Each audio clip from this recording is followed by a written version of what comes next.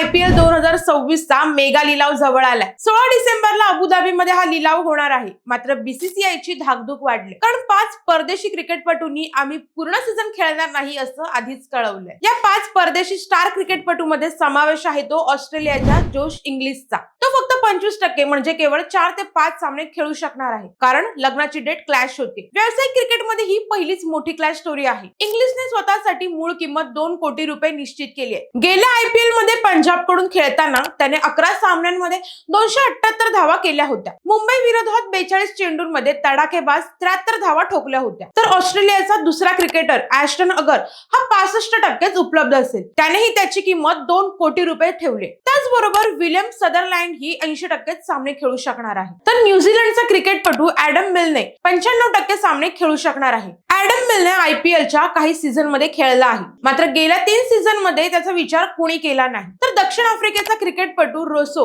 हा या सीझन मध्ये 20% सामने खेळू शकेल, म्हणजेच 3 ते 4 सामने खेळण्यासाठी तो उपलब्ध असेल। 2014च्या IPL नंतर रोसो कधीच खेळताना दिसलाय, त्यामुळे यंदाच्या लिलावात त्याचा विचार होण्याची शक्यता नाही। मात्र या खेळाडूंच्या अनुपस्थितीमुळे IPLच्या लिलावाची काही गणितं बदलू शकतात। या खेळाडूंची उपलब्धता पाहता त्यांच्या फ्रँचायझी समोर मोठं प्रश्नचिन्ह निर्माण झालंय। लिलावाची वेळ जवळ आली आहे, मात्र टीम बांधणीची गणितं अवघड होत आहेत। विदेशी खेळाडूंची उपलब्धी कमी असेल तर भारतीय टॅलेंटवर त्यांची जबाबदारी येऊ शकते। त्यामुळे यंदाच्या IPL लिलावात काय होतं हे पाहणं महत्त्वाचं ठरणार आहे।